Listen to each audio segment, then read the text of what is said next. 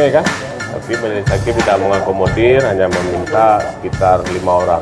Nanti akan kita hadirkan insya Allah minggu depan. Selain bukti kesaksian, apakah ada bukti surat-surat yang akan kita lampirkan?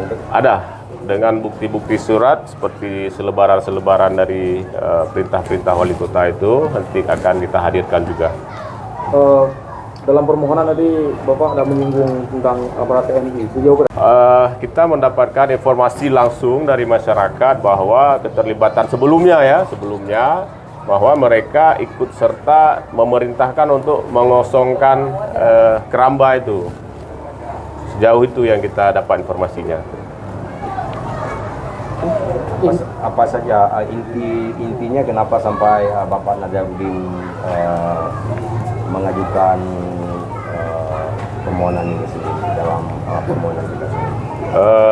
Itu sebenarnya sudah kita sebutkan dalam permohonan, namun kita jelaskan juga di sini bahwa satu-satunya mata pencaharian Bapak Nazarudin itu adalah hasil dari keramba itu. Jadi menafkahi keluarga, kalau tidak dibolehkan lagi, ya beliau merasa seperti mati perlahan, lebih baik langsung disuntik mati kan, biar langsung terus matinya, seperti itu.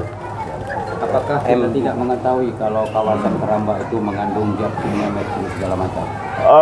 Selama ini, sampai dengan detik ini belum ada bukti otentik atau penelitian dari satu lembaga resmi yang mengatakan bahwa itu tercemar. Nah, jadi itu belum bisa dipastikan sebelum ada penelitian, ya seperti itu Pak. Oke, cukup. Lalu uji lab ya, hasil uji lab. Jadi yang disampaikan oleh dia kemarin itu baru Pak Jujur sebagai apa nih? Sebagai Kuasa hukum. Kuasa hukum.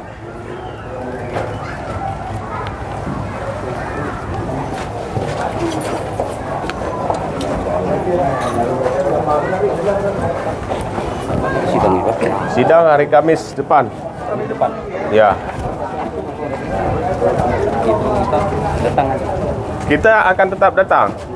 Pemohon tidak wajib datang dan tidak diperintahkan datang. Yang dibacakan tadi. Oke, makasih ya.